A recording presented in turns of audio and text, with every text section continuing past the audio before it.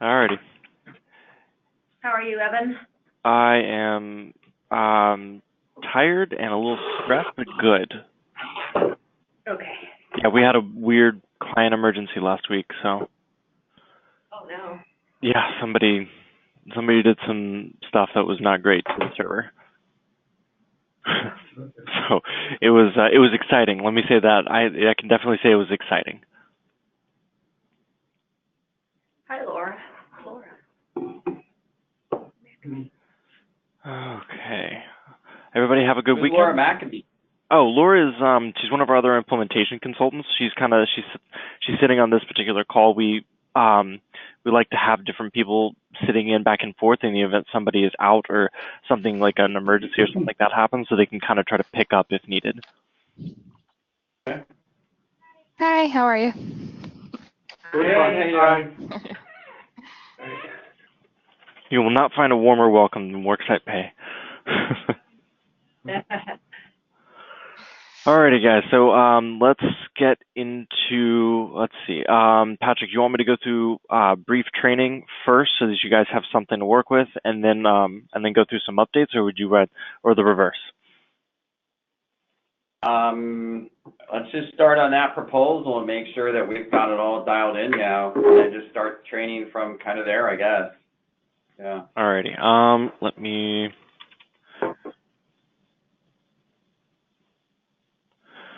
Okay, pull that up, and you should be able to see my screen now. Yep. Okay, good. Okay, so where we're at right now. So everything for the most part is pulling well. I did need to run something by a more senior member of our staff that I wanted to get some input on. So two things came out of that. One is the dynamic row appearing and disappearing that you guys are wanting. We have a little bit of a workaround type thing. So now it does. We would have that for your class codes and everything. So right now you only see the one row because that's with the assumption there's only one in there, which you need for pricing anyway. But as you would have more codes, you'd have more lines appear. Okay. So there's that. The other thing is we had a question on the monthly premium here. Are you wanting this as the monthly premium rate for the work comp, or are you wanting that the actual total, because the calculations from the payroll and everything like that for the dollar amount? And my reason for asking is because I know that most of the time, I mean, with hiring and firing, things, change all the time. So that number is very, very subject to fluctuate versus a rate is always going to stay the same. Right. So I didn't know I wanted to confirm which one you were wanting here. Okay. We can throw in an extra column for rate. I can see that happening, but we want to put a monthly premium and carry that total up to the summary. So like as a dollar amount from the estimated payroll. So an actual rate, you just have to insert a column between, I guess, an estimated payroll and monthly premium, right?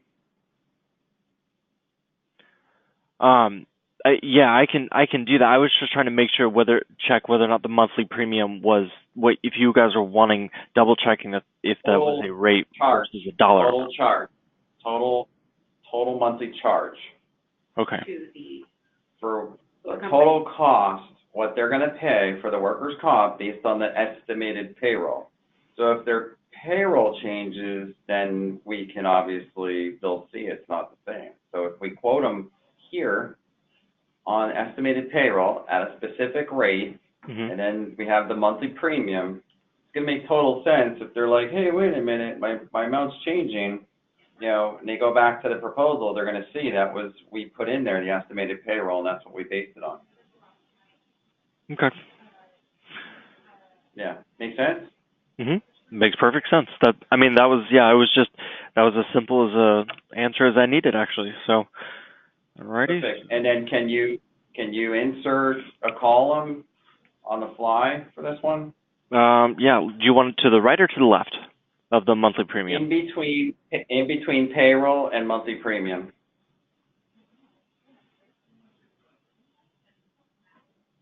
Yeah. What do you want to call it? Yeah, that's fine. Okay, and then I'll get that centered up. Let's see. Okay.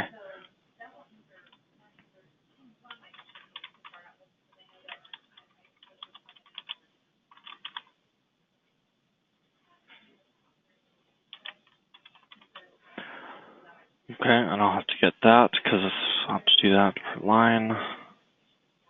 All right, and the rate is per 1,000, right? So I know you have WC rate. Should we just put rate per 1,000 or something? You can if you want. Let me Yeah. see here. Where is that? Because if they do the math and then they can see I got $100,000 payroll, my rate is $1, and $1 times 100 is $100, right? So I'm just thinking that way they can take all the guesswork out of what they're trying to do there. So I'm almost thinking rate per 1,000. Because you don't need a WC. We know it's workers' comp, so just put rate per 1,000. And that way it just put $1,000 there, not the word 1,000. Yeah. So you're wanting this to be the rate per $1,000. Right. That's the rate. That's what they always quote workers' comp at. It's always per 1,000. Okay. You don't need the pennies in there either. You can get rid of the pennies with the decimal. There you go. Yeah, rate per 1,000. And then they do the math on their estimated payroll times the rate per 1,000. It'll equal the monthly premium. Then they're not going to ask us how we came up with it, Okay. Alrighty. It's guesswork. All right, that's perfect. The only thing that I see is that now that whole column, that whole section, that table is now wider than our group benefits table, and it's also wider than our summary table because I think we have a set table width. Mhm. So I don't know if we can increase the width a little bit of the other tables, or can we, decrease the indent on the left a little bit? Kind of got everything perfect on this. That's up to you guys what you want to do with that. See how it's far to the right? Mhm. So make class code state. The only thing class code state description, number of employees, that could probably shrink a little bit. If you want to just shrink down number of employees, let's just try to make it work in the same amount of space. Okay. And then the rate per 1,000 doesn't need to be as big either, so we're going to need a little bit more for the description. So just shrink that rate per 1,000. As small as we can go on that one. Well, it's gonna not align the box. The boxes don't have to line up with below. It's just, we need, and then we need more class code state description area. That's where I think we need that to be bigger. And the rate per 1,000 should only be as big as the words. Yeah, exactly, just a little bit further. Yeah, right there. Here? Yeah, and then number of employees, just want to probably correct that one a little bit so we can see the way it was before. Yeah, to the right. And then let's push it out for the description now. And then the top looks off. You see the top title bar and table? That one's off a little bit. I'm assuming you want that merged together, and then we'll keep it on the right, and they'll center it down. Yeah, it's overhanging on the right side. There we go. All right, like it. That'll work. Yeah. And now for the group benefits breakdown, that one's just showing a full page, I guess, right now. Is that breaking over onto the next page? It is a little bit. Yeah. So You just wanted that to be a separate page because it's gonna. I would like it to be a separate page, so try not to keep it on the workers' comp page. If the workers' comp page grows, Yeah, it won't keep pushing it down. right. Okay, so are you wanting like a page break to show up in front of this? Because bearing in mind that these are going to there's 30 possible dynamically appearing rows that can happen above it. Yeah, not a page break, just, so in other words, if the group benefits goes on the next page, then as you're adding rows to the workers' comp, it's pushing down the group benefits anyway? Yes. Is that what happens? Yeah. That's part of that whole dynamic bit. All right, well, we'll just leave it. Maybe we just add a little bit more space. Can you do a dynamic page break? So that way it just breaks off benefits on the page all the time, regardless of how I don't know. It would Okay. just be more to wrestle with. I believe we can put a page break in there. Yeah, this page break I But it's a think hard should work. break. That would be a hard break, is that? Yeah, so it would just make sure that this has from my understanding, when you just insert that page break, I want to say that it will cause this will always start on a different page, but I'm not. That's perfect. I'm not perfect. totally That's what we sure. want. But it's overlaying the header with the logo. You notice that? Our logo is, I don't know, for some reason the header margin is too small, I think, for the whole document. I don't know what happened there. It's just more and more adjustments. Not the one table. The whole document needs to be the header needs to be pushed down for the whole document. Because that's not where we had it. Okay, so that'll be that works for every page then. But are we doing this page by page, or is it? No, a header adjustment should be the header adjustment for the whole thing. For the whole thing, okay. Should be. So let's scroll to the top real quick and then just kind of check things out and see how it looks. All right, so. This stuff wouldn't have changed prior. If we just change the header for the entire document, or did you just change it for the page? I want to say it changed it for the whole document, but that was a margin change on the right or on the left. So Keep going. It's looking all right. Keep going. That one's a little tight. Go back to that one real quick. One above this one. Up one more. Employee enjoy your access. Is that? Can we just hit enter in front of him, or the header? Yeah, just push the header down. Just a pinch on this one actually. That looks a little bit better. Okay. I believe that did it for the entirety of the document. I want to say it did, because it seems that one's okay. We'll leave that one alone. That's fine. Next. That's okay.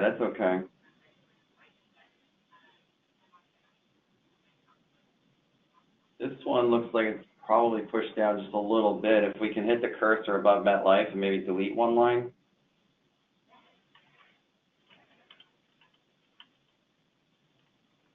That's okay like that. That's fine.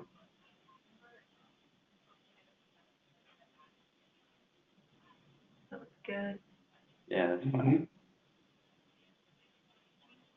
All right, this proposal is for now valid for 30 days from date received, and I see the date in red over there. Get rid of that red date because your computers can't put a date there, right, Evan?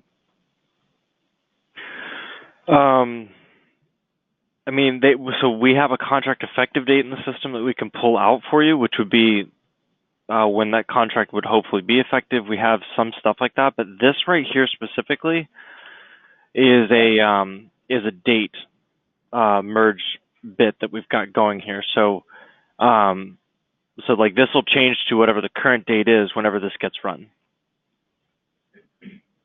Okay. So whenever it's prepared, Yeah. you always know when it was prepared. That's cool, yeah, because I forget who it was, said that, no, you can't throw a date. That's perfect. That'll work, okay. And especially on a And now PDF, we're back. run and give you just whatever's there, and you can't change it, as opposed to a Word where you could just like update the field or something. All right, so then it says this proposal was prepared exclusively for, so that blank area above the valid for 30 days, is there an insert of the company name above valid for 30 days? Up here? And below, yeah, right there. Is it putting the company name there? Yep, right there. Okay, cool. Excellent. All right, and then I think, oh, contract type. That row is different height than the rest of this stuff. So we just need to fix the height of that row.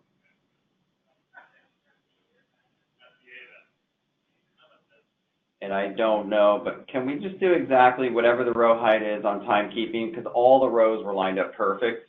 Can you just, whatever the number is on that one, just make it for the, no, because it'll screw up all the other ones. So I don't want to distribute evenly. Just on timekeeping, what is the row height on that one? Or the table properties? It should be the cell properties, really. Oh wait, it's around. Where's that? Timekeeping cell, it should show what the height is.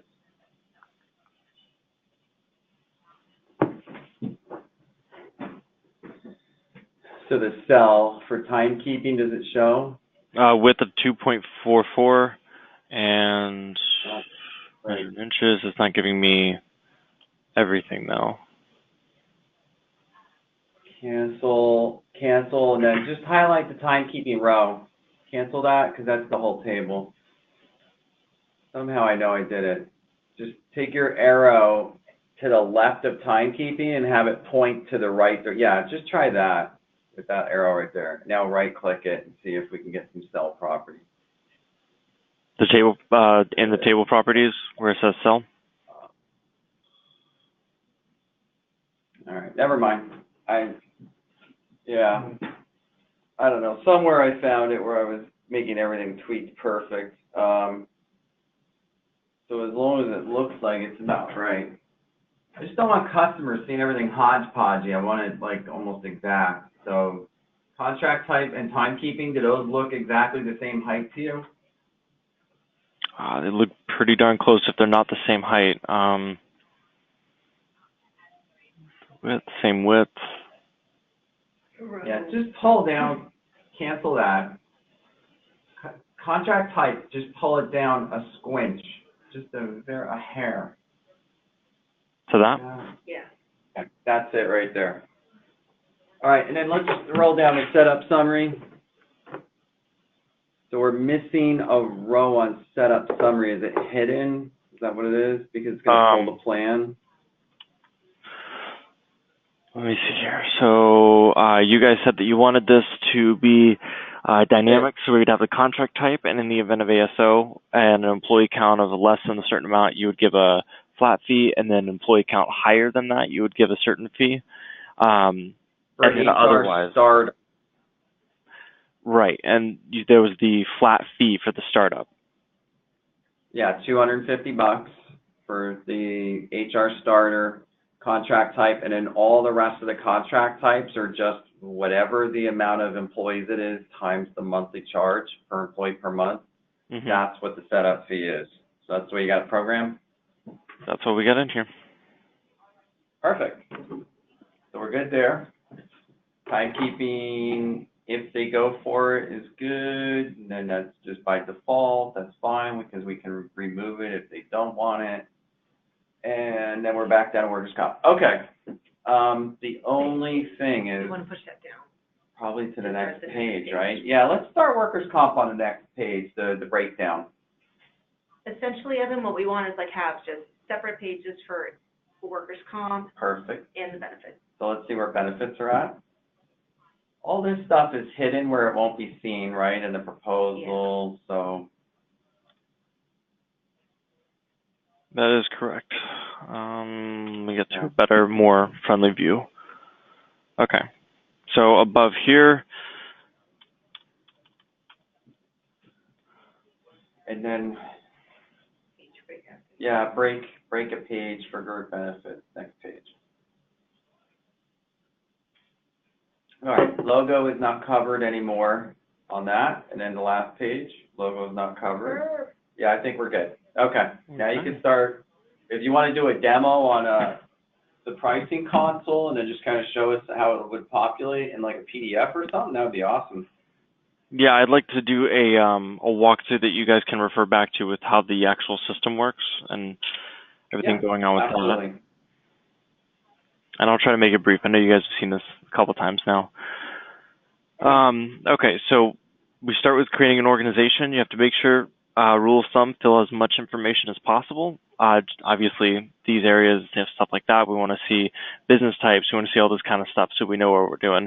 But once you've got that done, you know that it's going to move into a prospect. You're going to create prospect, which is going to create a workspace for us, which is where we're holding all the primary amounts of information for it.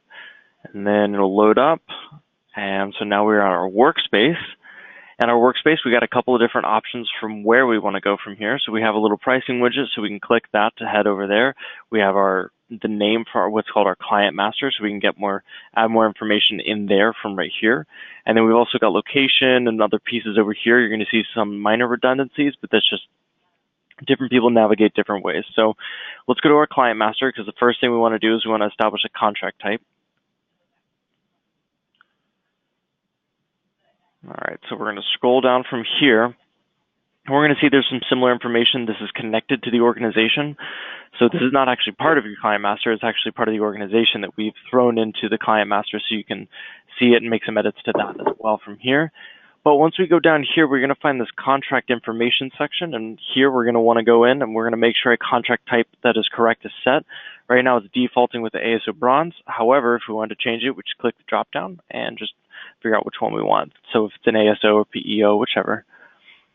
And so from here, what we're going to do is we're just going to say that we want to get some very, very light preliminary pricing. We don't really know what we want yet, but we want to run through it fast. So we're going to go over to our pricing console here.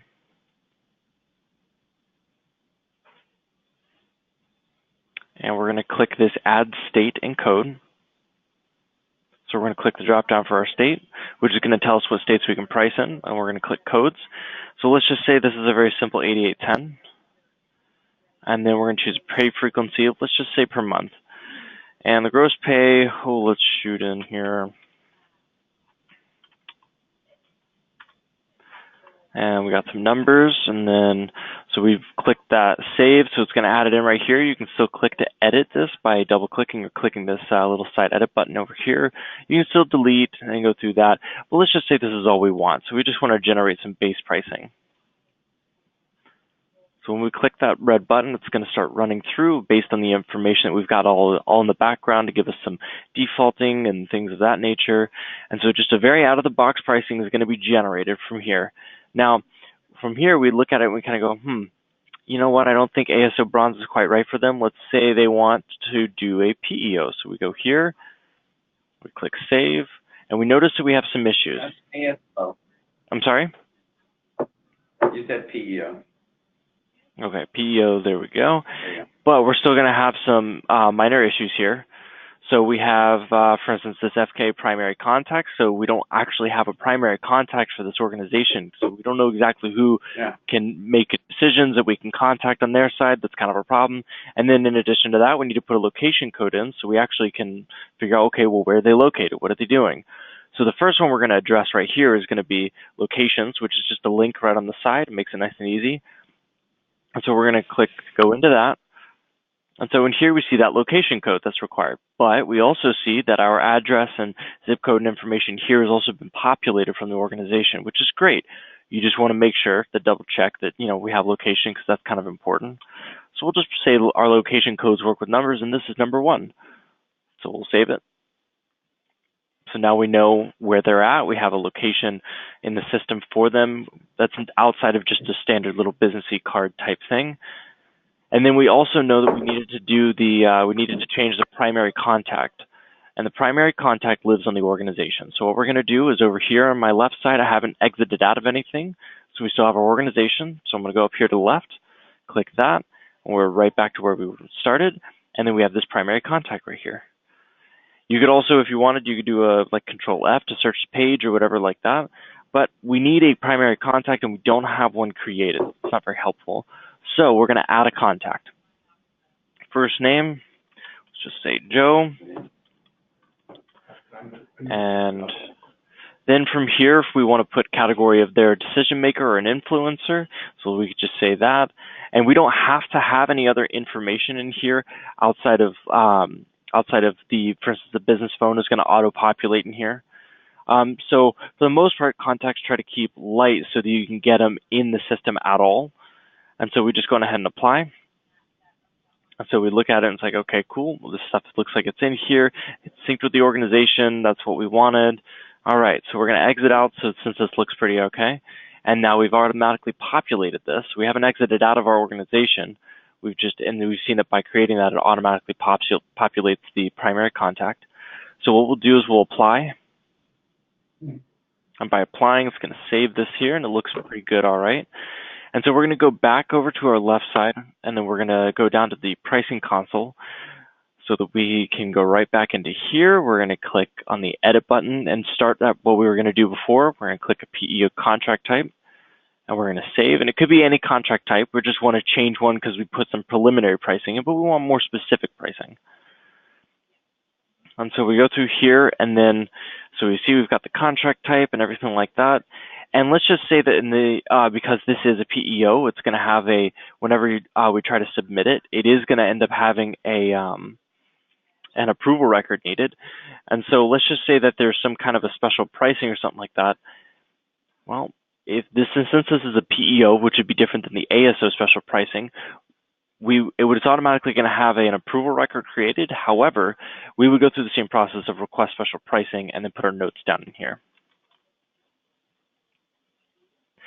And then we would just save that. Now, in the event that there was something special that needed to be done here, the edit buttons and everything just kind of help to run through stuff like that. You can click, for the admins, we'll have override button access so they can click in here and say, let's do this per head, let's do this, and changing things up. And let's just say they wanted different pieces in here. So they'll be able to have access to do that as whatever discretion that you guys want. Management? Yeah. Or, this is someone asking for special pricing, yeah. right? Mm-hmm. Okay, got it. Yep, so once that's done, so let's just say we made a little special pricing change. We click the save button, and it's just going to load everything in. So we've just made that. We haven't actually made an adjustment to anything. We just kind of did a little thing. And then, so let's just say that we've got an okay thing. We're happy enough with it that we want to actually see, we want to give the client something at all. So let's just put a little number in there. So let's set that to per head. Okay, so we go to the side, we'll have a reports section, we click the link. That gives us a document that we have downloaded, and obviously from the manager perspective, show you the more clunkier process. And then, so we start up here, we have, okay, so we have our company name here, that's a good sign. And so we're gonna keep going down. We see obviously there's the jargon and the pieces of the contract, stuff that we need to have our clients read, and then we come down here. So first off, we have our client name here. We've got today's date. And then we've also got an employee count of 2, PEPM, which is of a rate, which is going to be the 0.83. And so in here, I've got actually 2 testers that I have in from the former I've been working on your document all day. So, Evan, what is 0.83? What is that? You put in $10 and now it says 0.83. Let me...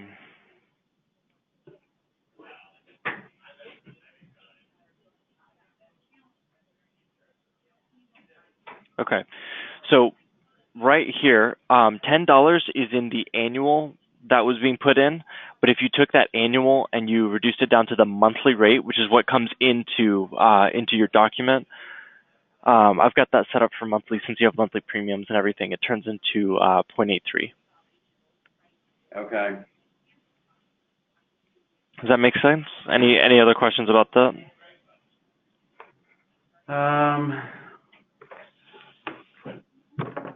Yeah, that's really You want to do a realistic number? it's a pain, honestly. If the salespeople just, I mean, I know that the sales just say how much they want it per head per month and forget about the annual.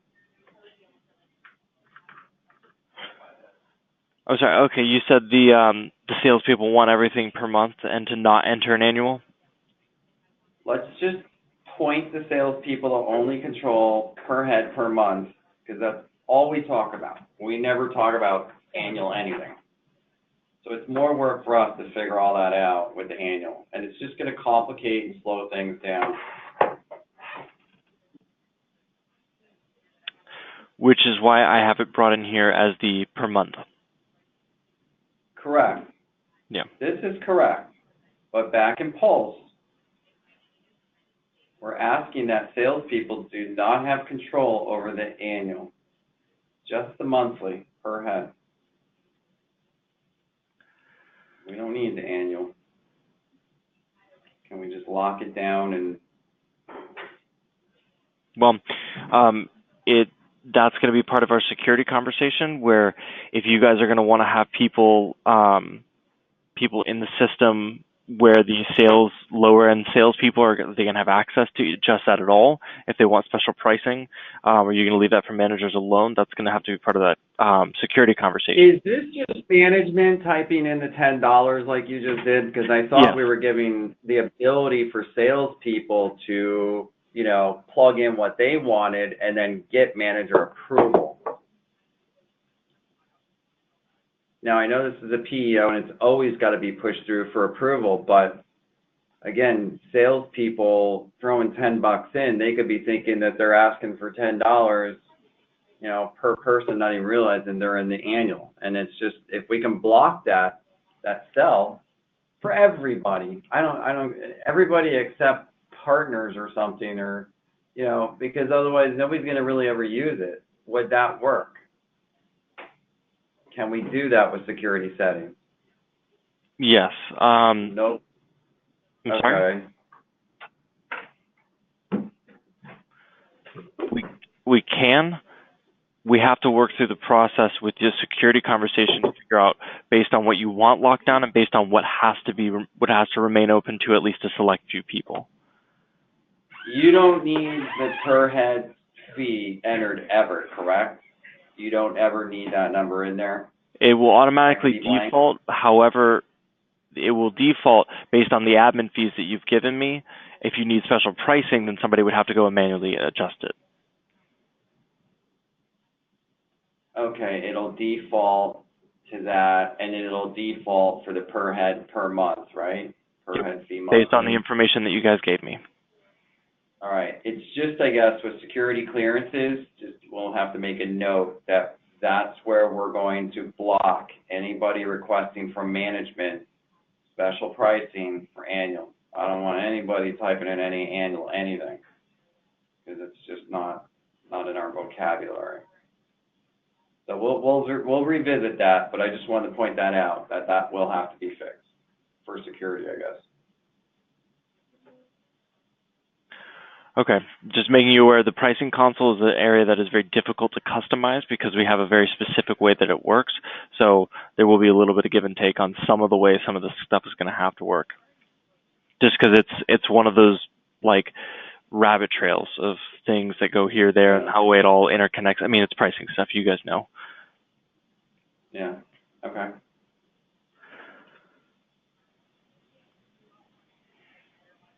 Okay, so from here, this will populate. We will get our numbers calculating from here and here. I am waiting on a development item, so you'll be able to see this once that happens. You guys have already seen how it's been. I'm sorry? It'll populate automatically, you're saying? You're waiting for development to populate automatically? We have something coming through a sprint that it's a new thing, and I'm adding it in here for you guys instead of having you guys get something custom or something like that. I pointed it out and we're adding it in. So so I've got it coded in here for it. I'm just Yeah. I'm just waiting once it gets pushed to your site and everything, it'll work. So I'm kind of preparing your document. I want to say before our next call, I believe. I have to double check though. All right. That'll work. Anyway, so you guys have already seen how these are being calculated. The sum of the bottom is being calculated from above, same as that. In this case, so PEPM or even in the event of the starter HR, it would be the flat. So we have this just populating in that way. That shows annual. This is the annual. $10 is annual. Yes, it is annual, and I will make that adjustment.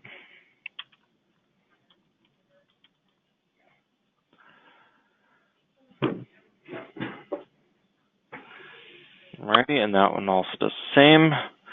And then down here we only have one code, so we see only this one showing up. I will have to do some tests on your page break since I haven't added the new template yet. But that's the gist of those areas. Any other questions on this? Yeah, Donna's got a question. Alrighty. On the workers' comp, why do you come up with 8810? Go down one page. There we go. Why does monthly premium come up with 8810 VA? That's what we spoke. Didn't we just plug that in as an example? Oh. Yes. Okay. Well, I think Evan's got it where he's pulling the monthly premium from code 8810CA, right? Is that what that means? Correct, and also bearing in mind that with having the premium and then the new rate column that's in between here, those are numbers that are not being calculated right now. Okay, and then Evan, one thing, we don't want any pennies anywhere on our proposals. We just don't want to even think about decimals or pennies. So estimated payroll, it's got .00 over here. Can you get rid of that? I can. When it pulls it over. And is it pulling like that anywhere else with pennies? There's a couple areas that are formatted for things, so I'll just take the formatting for the decimal points out. I mean, for the payroll stuff, all right, I see we got $5 up there, $100 with pennies. That kind of has to go that way. Just when we're talking about what the customers got, I think we can skip it because payroll's in hundreds of thousands or millions of dollars.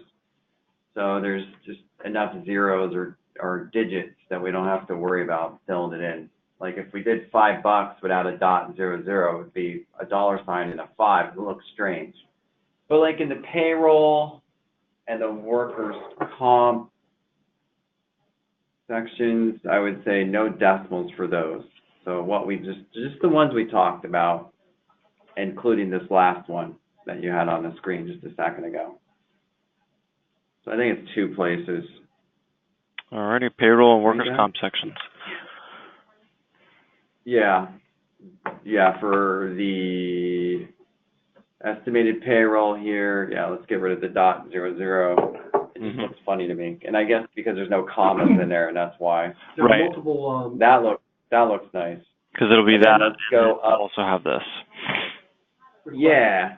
Quick question. Multiple class codes, that'll all automatically pop up with another row, or how does that work? Yeah. So if it's in Pulse, it'll automatically pop up. Okay. Yeah. So see these right here? Each one of these go up to 30, where you'll have the same kind of gridding that'll continue to show up over and over. Perfect. So the estimated payroll looks great right there, and then just go up again to where, whoa, I guess Estimated your payroll? hit is, I mean, something's changing now with the format of the proposal. Because Remember, now this is not the one that we reformatted. Oh, okay. All right, and then go up further.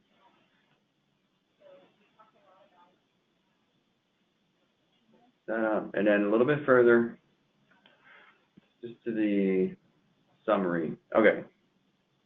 Summary. Where's the other spot that I was referring to for no decimal? Anyway, go down. Yeah. Go down a little bit. I think we're good. Yeah, I think we're good the way Yeah. that kind of looks with those. Yeah, I guess it's just our estimated payroll was the big thing. Okay, cool. What else we got, Evan? Alrighty. From here, so after you've got that all figured out, and let's just say everything is hunky-dory and you're pricing the way you want it, from here, so let's say that's not your official proposal that you would send out. So the first thing you would do is so let's say, like, for instance, we went in, we added the little code, we want to just add in some minor pricing, and then you submit it once you've got all your information in. But from there, now it's in underwriting. So from here, let's just say everything gets approved. So if in the event this was an out of the box with salespeople who obviously won't have access to making big adjustments, they would click the approve. If it was somebody who is a manager approving it, they would go through the approval process. So it's approved. From here, then, like as you guys have already said, down here you see this proposal link. This is not our test link. This is the actual proposal link that we'll have everything set up on. That one will appear. Just like it has here, because you are in the approved status, which means that your pricing is approved, everything like that. You'll run the report. And then when we run the report, the proposal report, it'll be in PDF. Yes, it would be in PDF unless, you guys just have to let me know. I think, did you say you wanted a Word version right here, but for managers view only? We want a Word version for management to make any final tweaks, and then when the salesperson goes back, they pull a PDF. Does that make sense? From whatever management tweak? Okay, so if the manager made an adjustment to different parts of the proposal that might change, then I'm assuming you guys are probably just going to have them attach it right here, and then the salesman comes in and just grabs the attachment and sends that out to the client.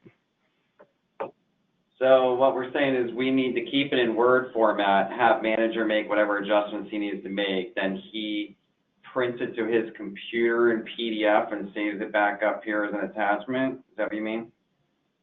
That's what I'm understanding from what you're saying. Is that correct? We don't want a manager to have to do anything other than edit the proposal in Word, approve it, and then the salesperson gets an email, your proposal's approved, go get it.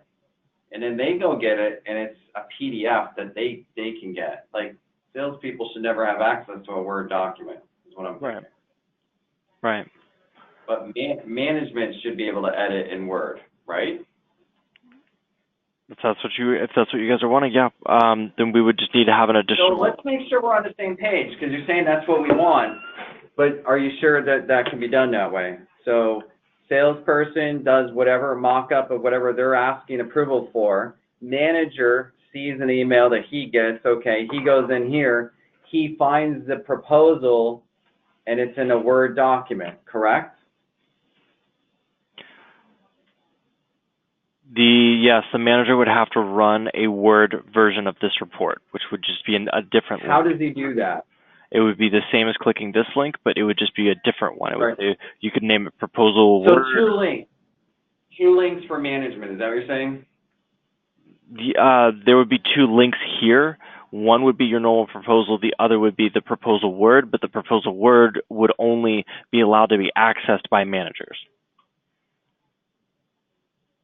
Okay, and then if the manager adjusts the proposal, I guess manager doesn't even need to see, well, maybe manager needs to see a PDF to make sure it looks right. Reads right. I would like to see it. Yeah, to make sure it reads right, yeah. So I guess manager sees two proposal buttons under reports. One is Word, one is PDF. So he clicks on the Word one, he makes his changes, and then what happens when he makes his changes? Where does is Pulse housing this information? Okay, so if you're making changes to a Word document, you're just making changes to a Word document.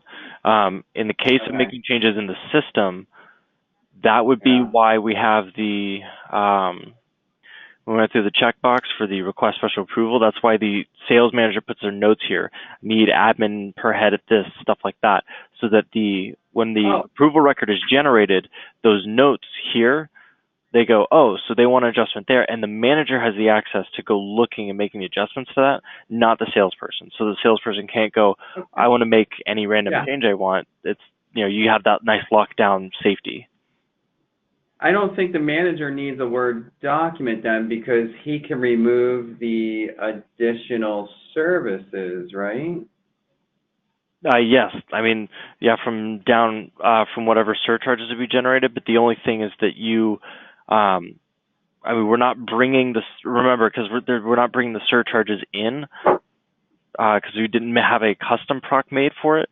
So outside of I think the client setup defaults, but so any adjustments with, for instance, like the so time. Manager needs to edit that stuff here in Word. Right, like the timekeeper or the flat fees or things that are unchanging that you guys may want to have changes to, that would be where they would need to do that. Question. So go back to the Word document real quick, Evan. So the manager is over here in the Word document, and he pulled it from proposal, Word, and then under hiring module in the far right corner, far right column, it says $100. If the manager puts a 0 over there, what happens to the math? So like if you decide, never mind, this is just going to be $0? It's not never mind, it's just customer doesn't want it. Right. Because we're just pushing it, yeah. Here's the thing, nothing. What happens to the math? Down here, you got to right click, just click the update, and it just automatically calculates. Okay. So if they make just any other updates or whatever like that, they just right click the cell and just click update and it makes a change. Okay. It's going to be, we just updated in Pulse.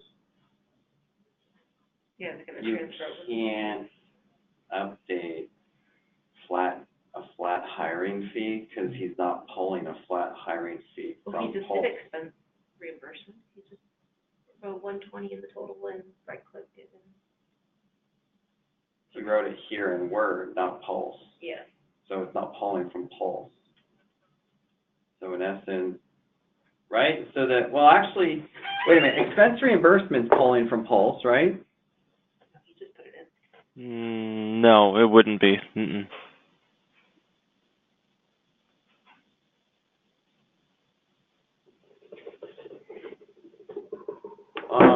Why are those not defaulting?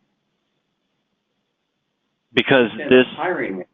remember when I said there's that part of the system that's going to be coming out, I want to say in a week or something like that with the proc? Yeah. Okay, part of that is there's a calculation for number of employees and things. There's some stuff surrounding that's coming out that these are set up for right now, but are not actually, but it's just not in the proc yet. So this will do the math times the employee count on the top part of this table. Is that what you're saying? Yes. Okay. The thing is, this top part of the table won't have to be calculated by the big, long stuff you've seen. It's one thing that'll come through, which is part of what's making that easier. Okay.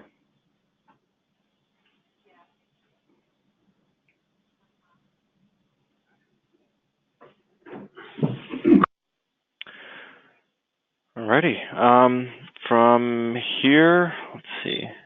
So what we want to do is run through one that does not need manager approval. Let's just run through what defaults and carries over.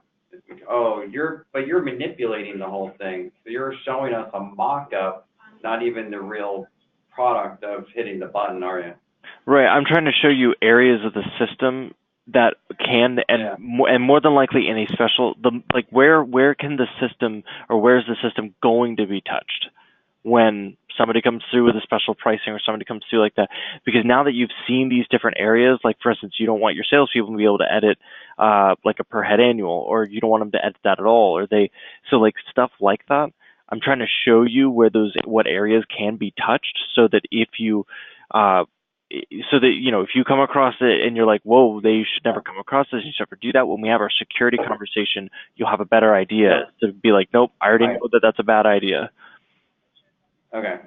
So we're just still seeing a mock-up, not the finished product kind of dealio, and that's because of some of this new technology or something you do update that you're waiting for this week, right?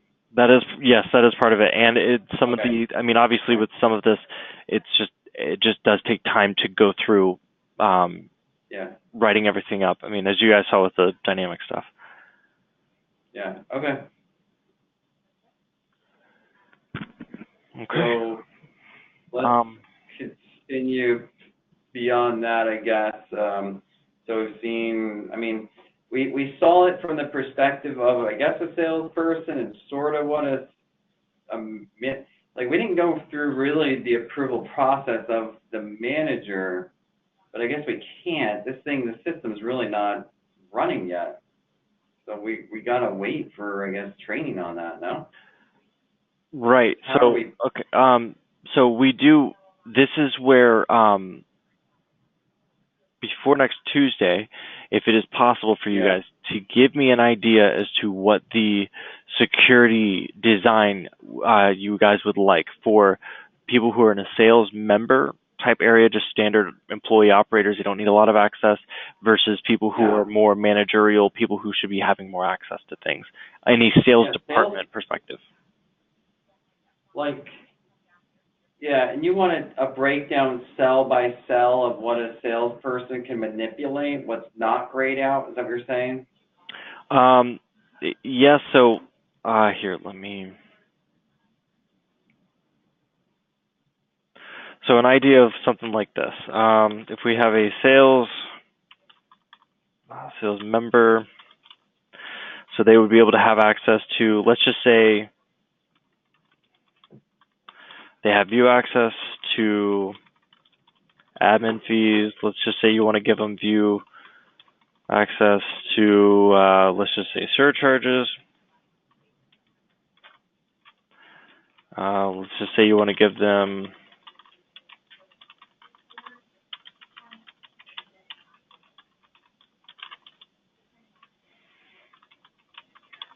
to comp codes or to states. So just things like this where it's like we want them to be able to view it, but we don't want them to be able to edit it. We want them to be able to edit this, but so just things like that. Okay. Does that make sense? Yeah. And you can make it broad with categories if you're wanting. So like So you guys don't have anything out of the box, huh? we do have some Ready to stuff go. out of the box, but the thing is that trust me, whatever's out of the box for us is not going to be what you're wanting. Because for the other guy it worked, but for you it won't, and for the next guy it won't. It's just every single person has got some unique way that they're doing it.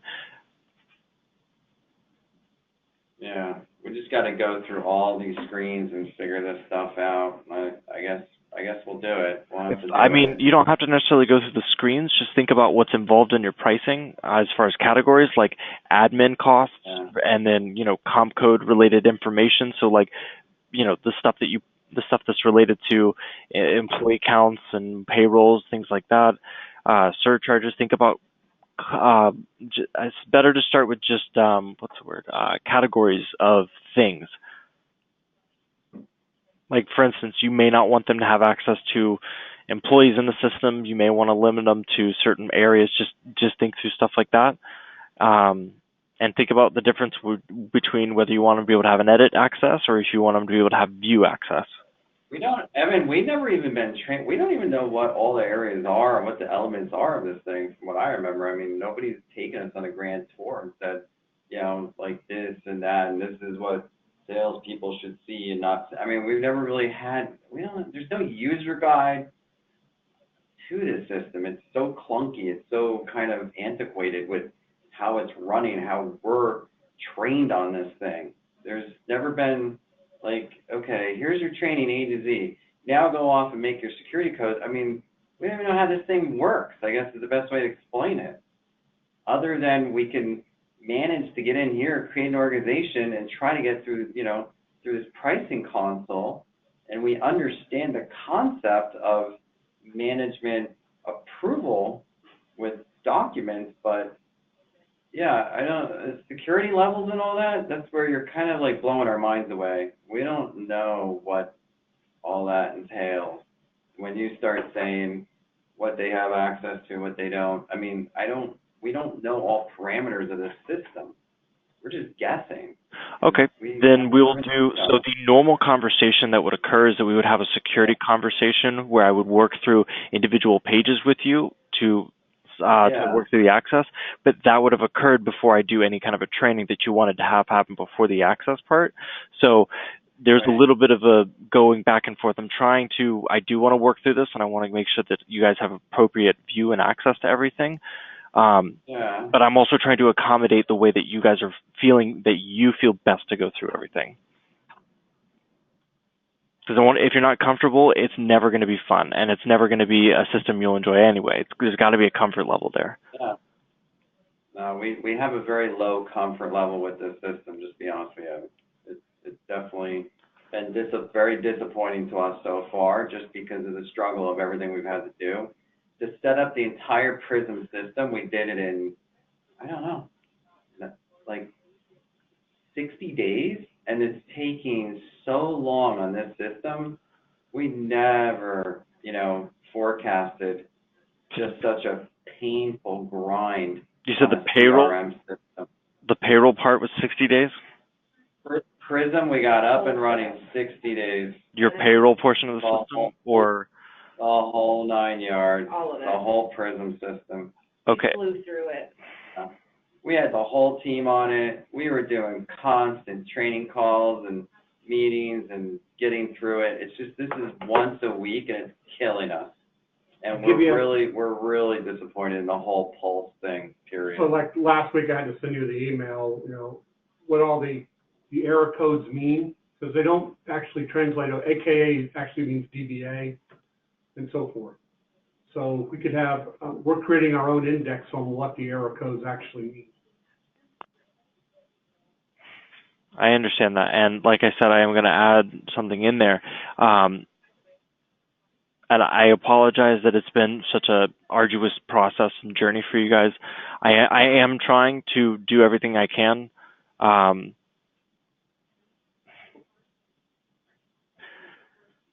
I will take your complaint to my managers and see if I can't do more with that.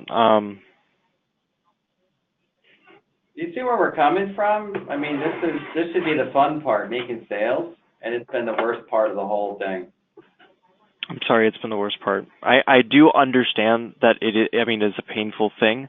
And it's been the delays, all the delays in getting this, because here we have a team of people sitting here waiting for all this to be done. And it's once a week for an hour and a half. It's just the most horrible setup process we've experienced. Right, and I'm doing multiple hours behind that after and before. But I will also say that when we go through and... like last week when we talked on our regular weekly conference call, we asked how soon could you get things done for whatever we talked about last week.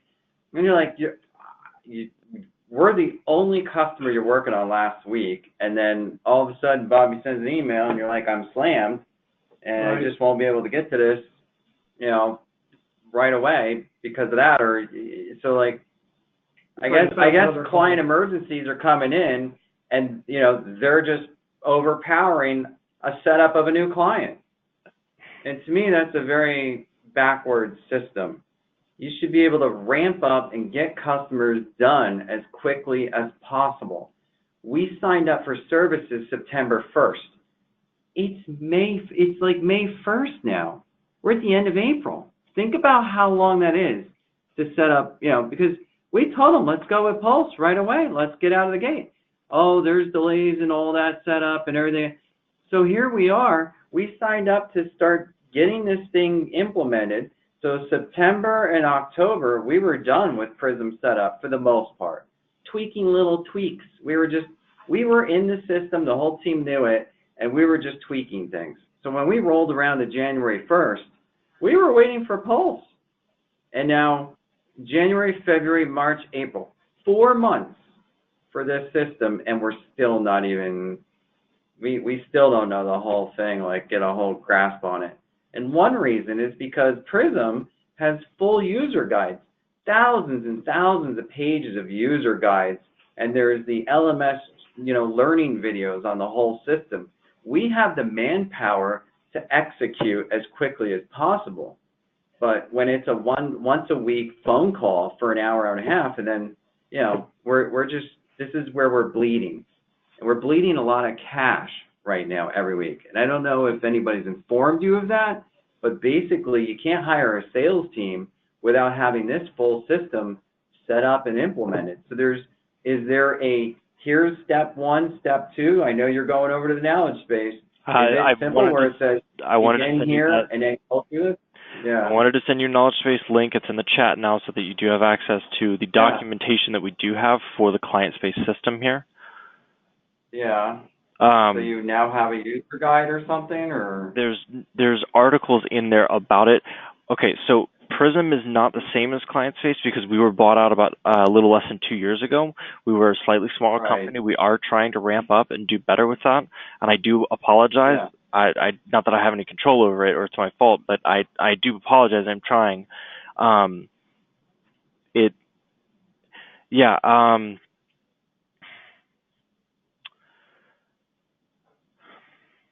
Okay, so at this point, Evan, you're asking us, go through your system, tell you what we want for security. Well, we don't know every angle of your system. That's all we're trying to tell you. I understand. So for the past 4 months, we've just been hanging on a thread here every once a week, just piecemealing like the slowest steps we've ever seen in our lives of setting something up.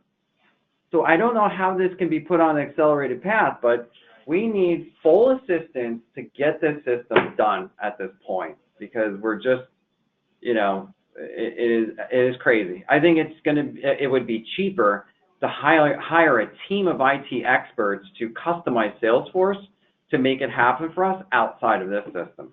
That's the way my viewpoint of this is right now. So whatever you and your team can do to get this done and just accelerate it and hold our hands until we fully know all these parameters, because it's like, give us this again. And that's what we told you last week. Like, it doesn't help telling us, just give me a list of all the security parameters, because we don't even know what all the parameters are of what we can do. And that's where a user guide would be great, but you don't have it, so we can't read into it and figure out what we need to do. It's guesswork. It's all guessing with the system. Even when you go to the knowledge base for client space, it's got some articles in there. Well, where do you start? And it's like, step one and step two and step three. And that's, I know you're saying bought out 2 years ago, but management's way behind. They got to step up their game, because this to us is not, if anybody ever called us and said, how's Pulse? It sucks. It's horrible. And sorry you're in the middle of this, Evan, but it just seems like management's not doing a good job at taking care of new customers, because now we feel like we're no longer a new customer. We should already have had this ramped up. We should already have had our marketing department blasting across the country, but here we are just burning through lots of cash waiting for Pulse. Now does it make more sense what boat we're in, what position we're in? So at this point, Evan, what we need to do is we need you to definitely pay more attention to us, try to focus more on it. And I don't know if there's resources are limited in your office, but we need you to work with us to get this security set up out of the box as much as we can with some tweaks or changes, and we'll come back and revisit full-blown customization of security levels if that's possible. That's what we need right now. Okay.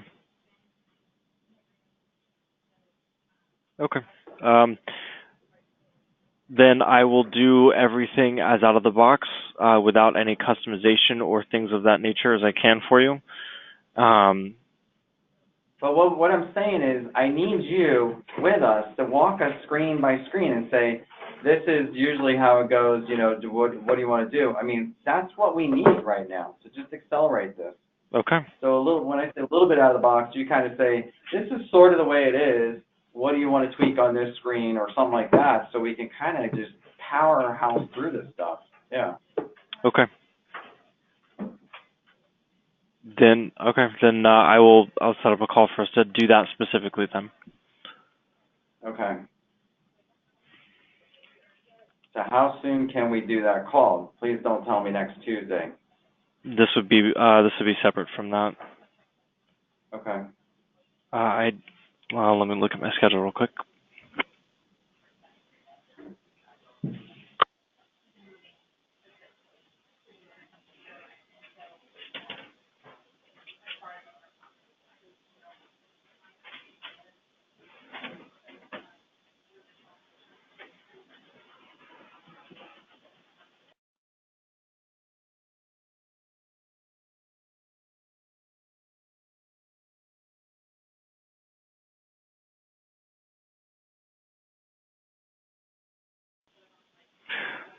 Are you guys available at 11 Eastern time tomorrow? Yes. No, tomorrow's Wednesday. Tomorrow, not 11. What other time you got? Aren't we going to Colonial tomorrow? Tomorrow morning. I think we have hub, it's, We have hub hub training too. What time is hub? I think it was 9. I'm gonna have to stick around for hub, I think, cause I can see if I can push him earlier. possibly, yeah. Because he's Eastern time. So tomorrow morning, we're booked up. How about tomorrow afternoon? Um, He's Eastern. I think we could try to do 2 o'clock.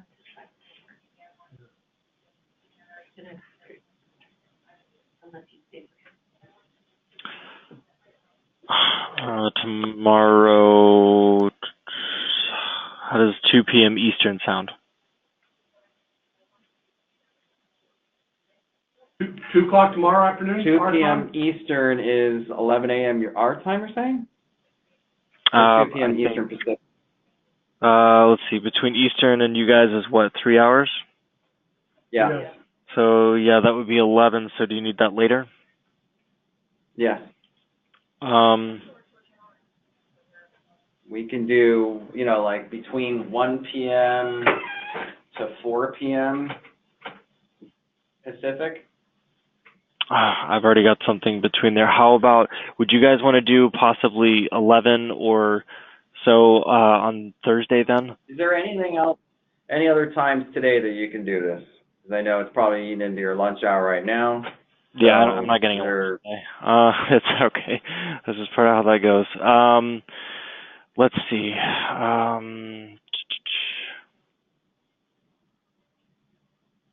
If you guys are available, how does 3 o'clock sound? 3 p.m. Pacific time? 3 p.m. Eastern time, which I believe would be 12 o'clock your time? Yeah. When? Tomorrow or today? No, today. Today? Yeah. Yeah. We're gonna do a lunch work, I did pack a sandwich. Okay. It's in my car though, I forgot it. It's It's in a cooler. Yeah, so let's say 12 o'clock then, Evan, and let's bang this out and get it over with.